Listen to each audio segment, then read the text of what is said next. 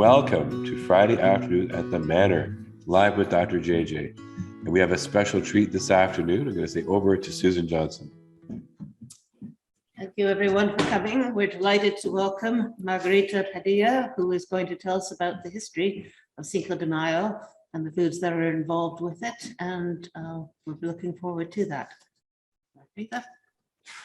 Thank you. Hi, everybody. How's everybody doing?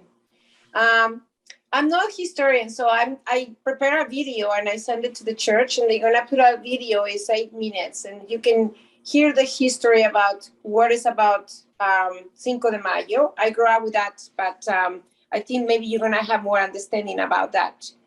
Okay. After they're gonna show you like a little 2 videos, I don't know, maybe 1 or 2 minutes, and then I'm gonna show you how to make tortillas from scratch. Wow. The flour tortilla here.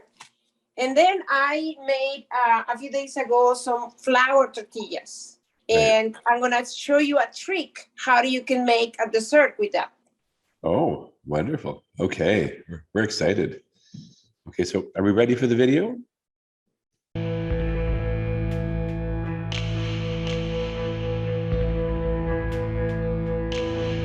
In 1862, French Emperor Napoleon III invaded Mexico, allegedly to collect debt owed by the Mexican government, but in reality, his goal was to instate Maximilian II as his puppet monarch of Mexico.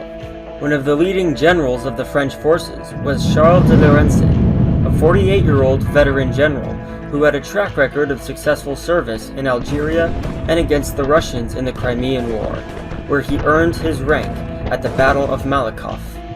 His army had plowed into Mexico facing little resistance, delivering humiliating defeats for Mexico, until the French advanced to the city of Puebla, where the young Mexican general, by the name of Ignacio Zaragoza, decided that enough was enough.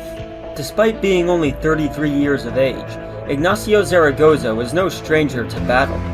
He had previously commanded for the Liberal Army during the Mexican Reform War, and played a major role in the victory at the Battle of Calpulalpan just 2 years earlier. Both generals had achievement under their belts, but de Lorenzo would bring the upper hand. His army outnumbered Zaragoza by up to 3 times as many men. And on top of that, he was French. The French army was considered to be among the best in the world. It had a fierce reputation left over from the Napoleonic era, with professionalism and cutting-edge technology for the time. The Mexican army, on the other hand, was considered to be a ragtag force, with the bare minimum of training and equipment, with a bad reputation from losing the Mexican-American War. However, Zaragoza was about to prove otherwise. It was a hot summer day on the 5th of May in the desert city of Puebla. De Lorenzo saw that he had the mass numerical advantage, sought to drive the Mexicans from the field while risking as little troops as possible. His plan was to attack the lightly defended Fort Guadalupe with a portion of his infantry, with artillery support from his grand battery of cannons. From there, the French could use the cannons in the fortress to fire down upon the rest of the Mexican army, which would leave Zaragoza with no choice but to retreat if he wished to keep his army intact.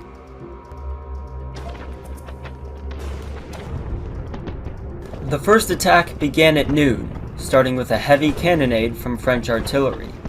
Little did the French notice, however, most of their shells were bouncing off the hillside, thus causing only superficial damage.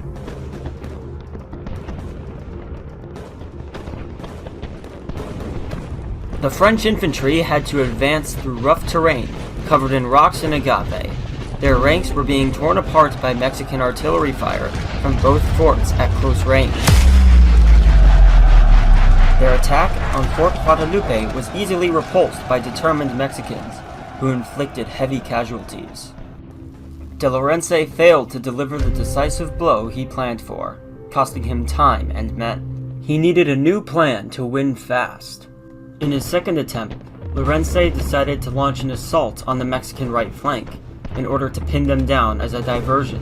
While the diversion was in place, the infantry on the French left led an attack on the fortress once more.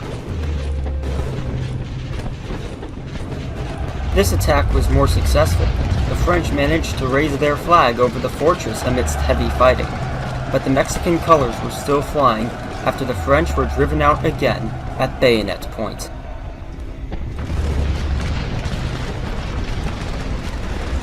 Meanwhile, on the right, the Mexican lines held with strength and courage, and pushed back the French as well.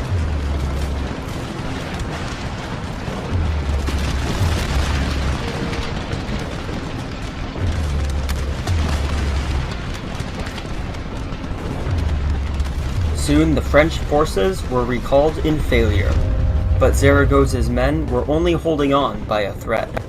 He issued one final all-out attack, including all of his reserved forces. This was to be the nail in the coffin for Zaragoza's army. It was discovered at this time that the French cannons had run completely out of ammunition, and so the final French wave was sent in without any artillery support.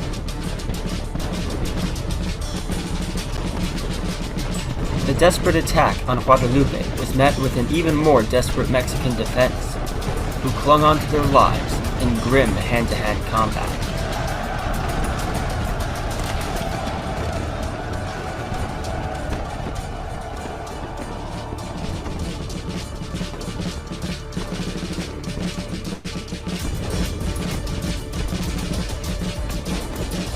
Meanwhile, on the right, the French and Mexican soldiers exchanged volleys until the entire attacking force began to fall back in disarray.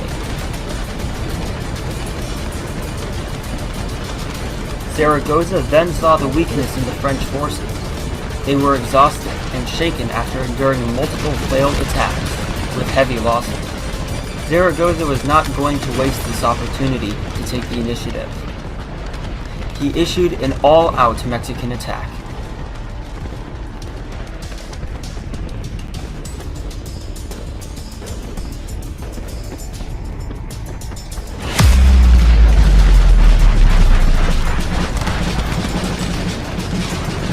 A ferocious line battle developed on the Mexican right flank.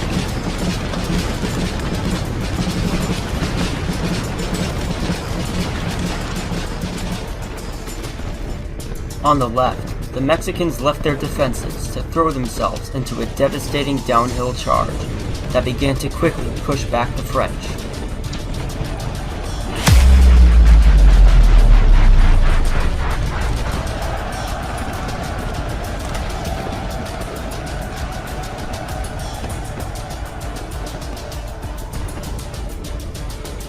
Zaragoza then decided to seal de Lorenzo's fate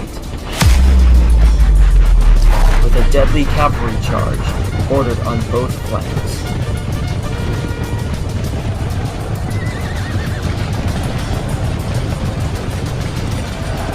The French morale was absolutely shattered. The entirety of de Lorenzo's army rushed a panicked retreat off the field.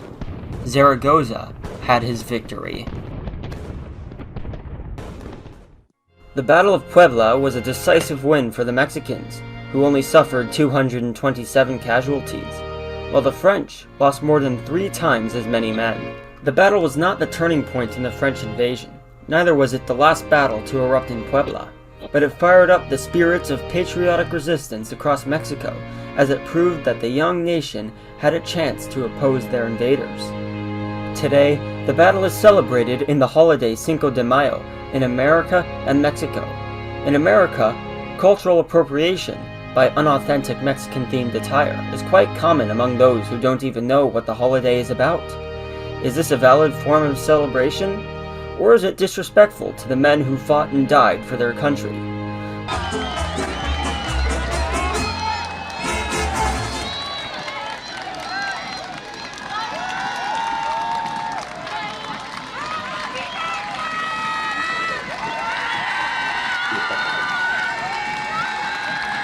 In Puebla, in the city of Puebla.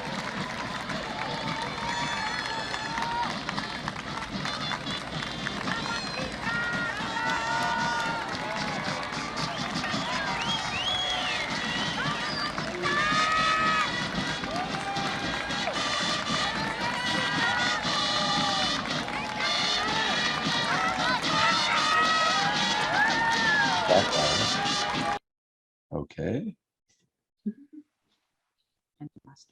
Okay, and do you want to comment to that, Margarita?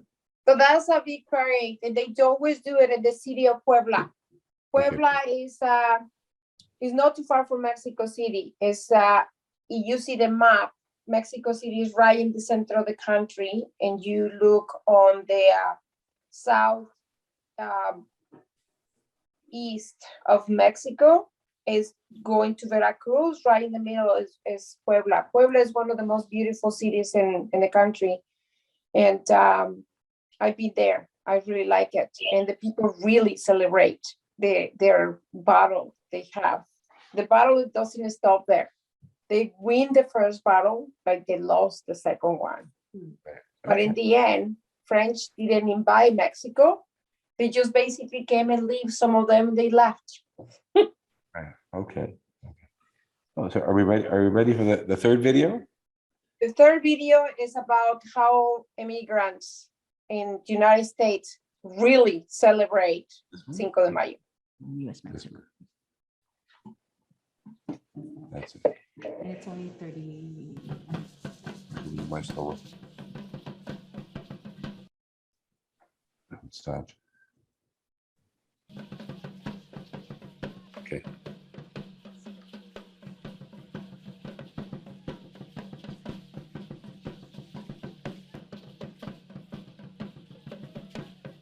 I think Cinco de Mayo is not only a Mexican-American celebration, but it's also one of the many celebrations of the immigrants here in the United States, especially here in California.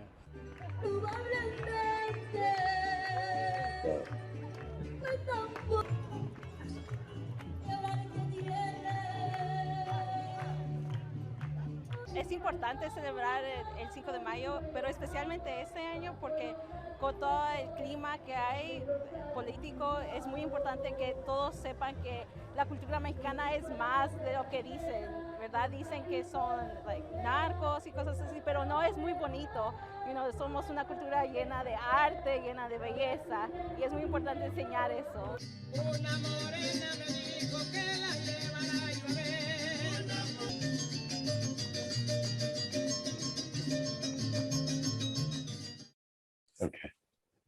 Okay, stop that. Okay, back to Margarita. Over to you. Okay, great. Thank you. So one of the traditional dishes in Mexico is always everybody I think knows is tacos. But tacos is not just the only thing that we make. To start tacos, we have to make tortillas. So I'm making tortillas today. And the traditional tortillas in Mexico are made with a mixed tamal, which you get the corn, you get the limestone, you put it in water, and limestone boils the water, and it makes the corn basically being cooked in that. But this company is being famous in Mexico. Everybody uses this flour. It's one of the best flours, and that's the flour that I can find in here. I make tortillas basically once or twice a week. So you can go to the store. You can find it actually in almost every store, like Loblaws, Metro, Sobeys. And what I do is I have 1 cup per flour to 1 cup of water. And I add a little bit of salt just to give a little bit of flavor. And I mix very well. And then I add warm water. So I have 2 cups of, everybody can see me. I have 2 cups of flour, and I'm gonna add 2 cups of water. And I always wait, depends on the weather. Sometimes I have to just make sure I don't put extra. And this is how it looks in the beginning. We just gonna mix it with a spoon first. And I can see it's almost there. It is not 100%, but it's almost there. So now I need to feel it. So I normally put my hands inside here. I'm gonna turn the stove because I'm gonna make the tortillas in front of you so you see how they are made. And the pans have to be hot. Sorry. And the texture of the dough is almost like a cookie dough, and it's a little bit more wet. And it's not sticky because basically it's like it's a gluten-free flour. And here, my counter is clean. I'm gonna clean it up again.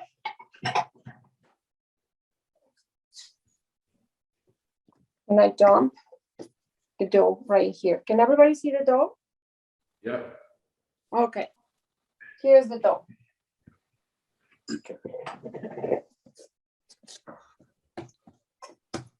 See the texture? It's really nice. And basically, I just making sure that everything is combined and there's no any dry flour in here. And I didn't even use the 2 cups. I just used probably 1 cup and 3/4. And after that, I just take a bowl and I start making my balls like this. Normally it's like, this is the size of my palm, a little bit smaller. So for this amount of 2 cups, probably I can make 15 tortillas, good size tortillas.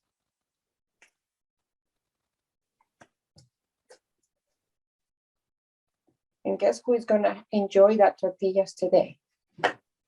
Allison, she needs to come this side. They can't see you there.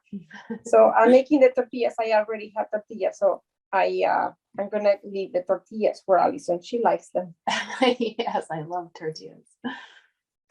It's a nice way to have tortillas. You can keep it in the fridge in a towel inside a plastic bag for at least a week or 2 weeks. They are not, because it doesn't contain anything to make them bad. The only thing that can be dried up, but you make sure they are sealed, and that's how you keep your tortillas. You can cut them in slices and fry them, and basically can be chips. You can use it as a taco, so you can use it as a side bread. I normally put back all the pieces of the dough and I put a towel on top so they don't dry too much. I normally keep it like close like that. And then I'm gonna clean up in here. And I'm gonna show you my press. And this is how easy you can make the tortillas. I have just basically a piece of ziploc bag. I cut it and I put in the center one of the balls. Normally I keep my hands wet and grind them not too much. So the texture of the dough is dry. They dry really fast. Just press once. And voila, the tortilla is made. Look at this. Nice and easy. Oh, everybody, when I teach them how to make tortillas, I used to teach at Lovelas, upstairs at Lovelas cooking school. And they said, yes, it's easy when you make it. Oh, it looks so easy. I put it in the pan. Just like that.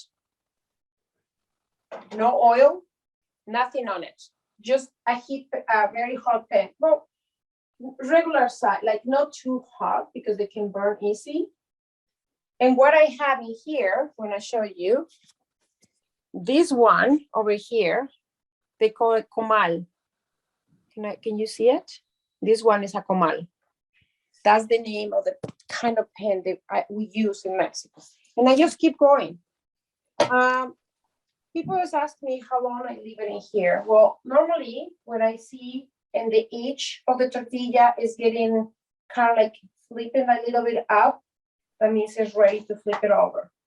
And when you flip it over, you see like it's a little bit of cooked, not 100% cooked, but it is part of the cooking in one side. Here's the second one. And then I transfer this one to the next one.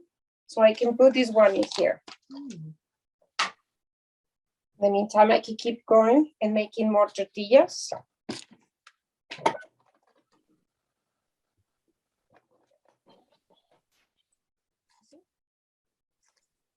Perfectly around tortilla.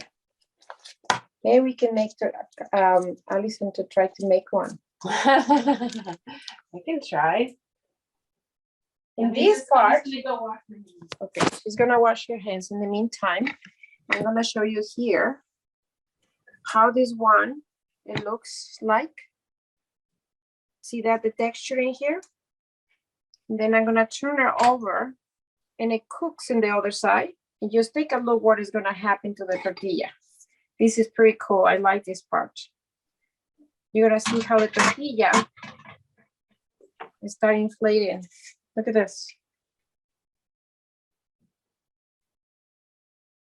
That means the tortilla is finishing cooking. And what I do is I put a towel and I put it in a towel to be covered so the steam make the tortilla finish cooking. Okay, now it's your turn. You see what I did? Okay. Okay, so this is my first tortilla Yes. ever. Marianne, let's see. So Margarita squished it a little bit. Cover it with the And plastic. then cover it with the plastic. And make sure it's in the middle. Press it down.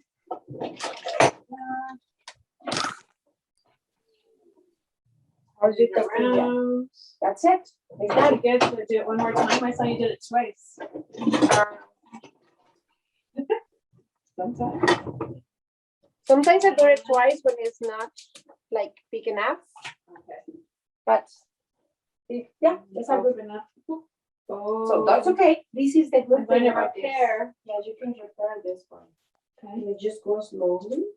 All right. And sometimes it happens when it's a little thin. I squished it too much.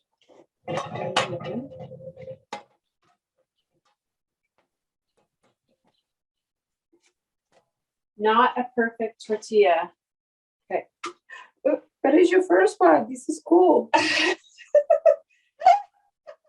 Look, nothing happened. Nothing happened. You see, this is the cool about making tortillas. You can try it again. Just don't squeeze it too much. All right. Do over. Do over. Okay. Let's see. All right. Perfect. Here we go. And here's another one.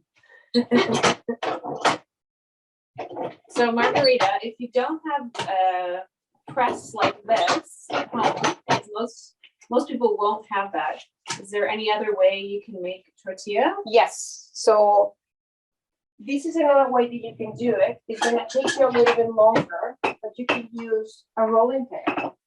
So I'm gonna try to do one. I'm being too spoiled because I always have a tortilla press. Yeah. But one time I was teaching a class and we did not have the tortilla press. So I'm gonna put this one so I can make another one. I'm gonna put it in here. Sorry for the noise. Put it in here and you try to press it from the middle to the outside. Because you press it in different directions. And it's not gonna be a perfect around tortilla, but it's gonna be a tortilla.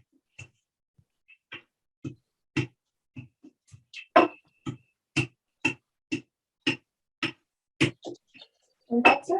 You can make a tortilla with a rolling pin if you don't have a press. The only thing is it's not perfect. But if you really, really like to be perfect, You take a bowl. You can make it a little bit bigger and you can cut it. I think I have one small. You can cut it.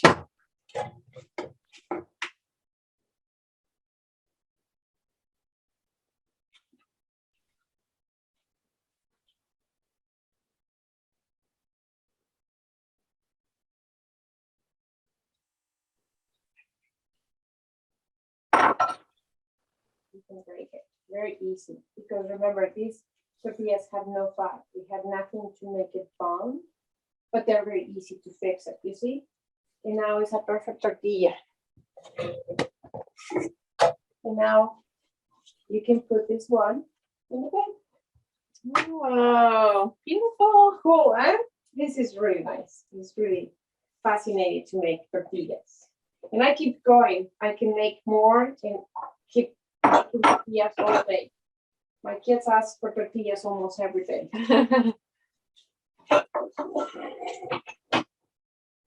If you find this tortilla press, if you're interested to do that, I basically see it in all that stores around, like, what is the name of that one in the corner?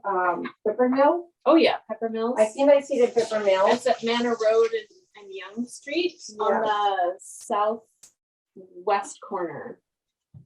It's another one, but I don't know the name of that store, but it's north of Eglinton on Young Street on the west side. It's about, what, like 5 blocks, something like that? Oh, yeah, south of Lawrence, north of Eglinton. Yes. Yeah. And that's what I bought my tortilla press, because I have another one, and one time when I moved, I think I lost it. I didn't find it. So I went and bought another one. When you leave it too long in the pan, sometimes they don't inflate that. So, but normally they do. And they recommend you, when you put the tortilla down, you do it like this. It's easy to not break it. And keep your hands moister. Not completely wet, just moist. So I'm going to stop here, and I'm going to show you now a dessert. I don't know how we are doing with time, but I have one trick they're going to show everybody. So in Mexico, the other traditional food is buñuelos. Buñuelos are fried bread, basically, and they normally do it as a street food. So you go in the streets and a woman has like a pan like this one, but imagine a big wok with a fire, like an open fire, and I put the wok inside. They have a lot of oil, and they make the tortillas, the flour tortillas by hand, and they call it buñuelos. And they have this beautiful syrup they make. Traditional syrup from Mexico is made with cane sugar and vanilla. It is really good. The other thing is, not always you can find them. Sometimes it's really difficult to find them. So my mom, I remember we were kids and we wanted to have a dessert. She either makes or buy flour tortillas, like traditional Mexican flour tortillas, and she cut them in little triangles like this, in wedges. You can find tortillas anywhere now. Like flour tortillas, it's easy to find them. I see them in Loblaws. I see them in Kensington Market is a good place to go. Kensington Market is a few stores that they sell a lot of Mexican products. A lot of them, they are not just from Mexico. They are from El Salvador or Guatemala. But they sell a lot of Mexican products.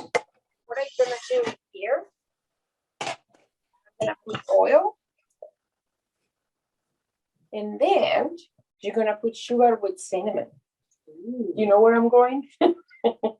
Frying things. Yes. Who doesn't like frying things? They're just amazing, delicious.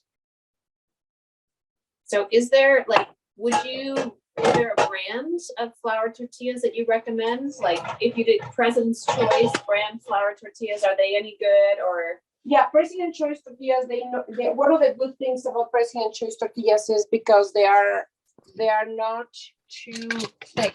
So when you find tortillas, you better find the ones that are not too thick.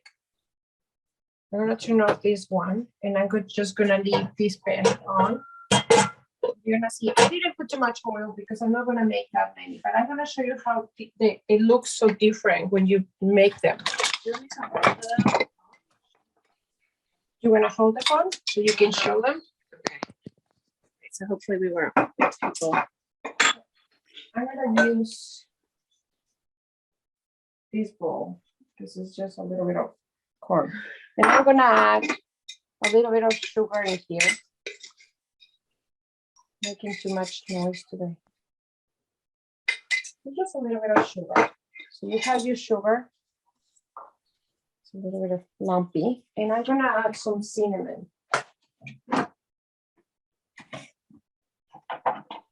always have my Treasure cinnamon. trove. Oh yes, I have my cinnamon in here. I just add a little bit of cinnamon. To make sugary things. Just sugar, you know, cinnamon and sugar. I'm gonna put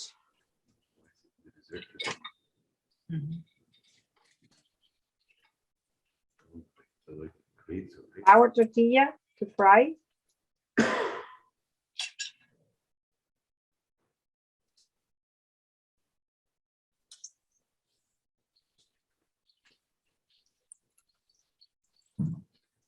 The reason that my mom didn't like that is because it's exactly the same kind of like the dough that you use to make flour tortillas of the dough they use to make the buñuelos.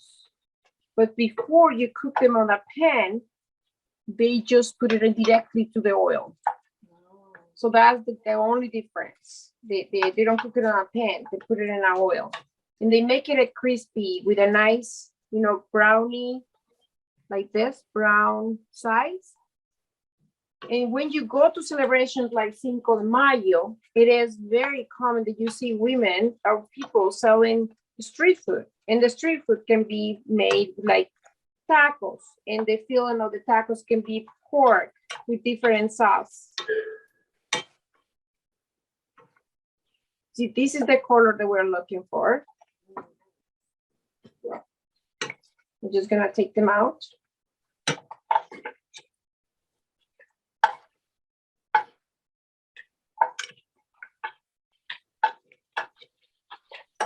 And it was just grapeseed oil you used. Yes, I use rapeseed oil. You can use any kind of neutral oil. It doesn't overpower the flavor of this because it's a dessert. So I'm just gonna put it in a paper towel to absorb some of the oil. And you can make as many. What do you think about the smell? Smells delicious. It smells like a Mexican Fried dough. donuts. Yes. And then you're gonna take them and you're gonna put them in sugar and cinnamon. And we have a tested person. Yay. It's hot. Careful. Okay. And they're crispy. Delicious. They're good. They actually reminds me of Mexico. I want to go to Mexico soon. Yeah. I don't know, you used to do questions. The people want to participate and ask me something. Hello. So Margarita, Yes. you made sweet ones and savory. So with the sweet ones, you put cinnamon and sugar? Yes. Okay, well, that's interesting. So this can be made with anything savory, the Right. tortillas, the flour tortillas. You can add, you know, cheese, and you can have quesadillas. So quesadilla means tortilla and queso. Quesadillas. That's the name. Queso is what? Queso is cheese. Right, okay. Oh, queso cheese, okay. That's why they're called quesadillas. Okay, very good. Yes. Oh, So good. people were asking, what is quesadilla? What does that mean? Queso and tortilla. Quesadilla. Quesadilla, okay. Cheese and tortilla. That And makes, this, like one thing that my mom remember, like she's not gonna go downtown, or she didn't want to bring us to the big celebrations because there was a lot of people. Said, you want buñuelos, that's what you want. She made buñuelos at home. Right. Okay. Great. Let's see if anybody else has any questions. So, Gary or Susan Logie, do you have any questions? No. Yes. Yes, I do. Okay. How much different is it making corn tortillas versus the flour? The flour tortillas is a good question. The flour tortillas, you made them with the rolling pin. And the flour tortillas have fat. So the flour tortilla is flour, is all-purpose flour. It's a little bit of salt. It's a little bit of baking powder, and you add your fat. The fat can be 3 different ones. The traditional one is lard. You can use no lard, but it's the vegetable shortening, Crisco, which that's the one that I use. But I normally, to make my tortillas, because I made these ones, I made a half and a half. So maybe in the future, I can teach another class and I can make flour tortillas and I can teach you. But it's basically, you make the dough, combining the flour with the rice, and then you have the fat can be a half of butter and a half of the shortening. You mix all that, and then you add the water, hot water. It's always hot water.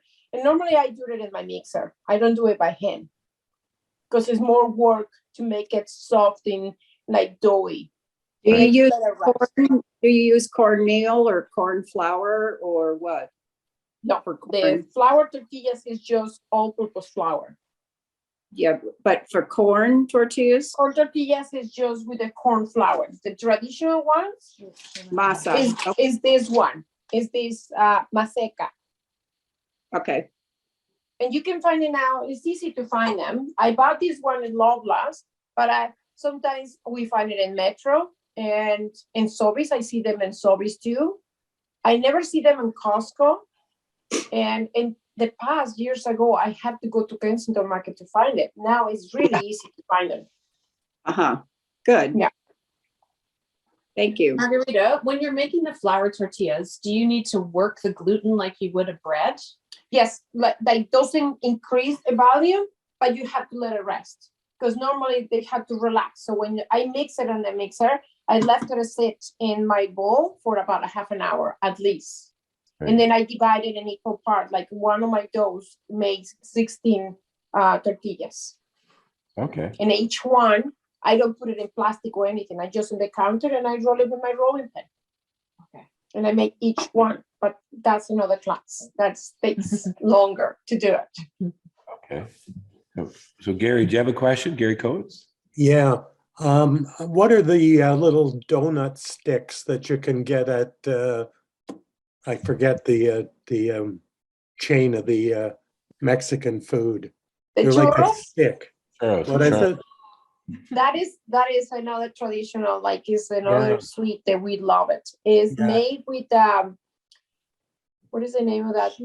It's like choux pastry. Yes, it's exactly almost the same. So a lot of the food in Mexico, and more from the center of the country, has a lot of influence from the Europeans. Mm-hmm. That's why, remember the French were there, but they didn't leave. A lot of the people stayed. So we have a lot of traditions that were mixed with Mexico. So churros actually are from Spain. The original dessert is from Spain. They're very nice. Beautiful. Yes. Mm-hmm. So Susan Johnson or Nina, do you have a question? No. No. Nina, do you have a question? No. Okay. Very good. So can you send us recipes? I will send you the recipes. Yes. Okay. Very good. Okay. Well, this has been amazing, Margarita. A little bit of history, food, and we're back to Susan Johnson. Mm-hmm. Thank you, Margarita. You're welcome. Thank you very much, and Allison, and thank you everyone for coming. Next week we have Julie. Hello. Anyway, she'll be telling us about the Spring Festival of Beltane and what its origin is and what its significance is. So please join us for that. Thank you.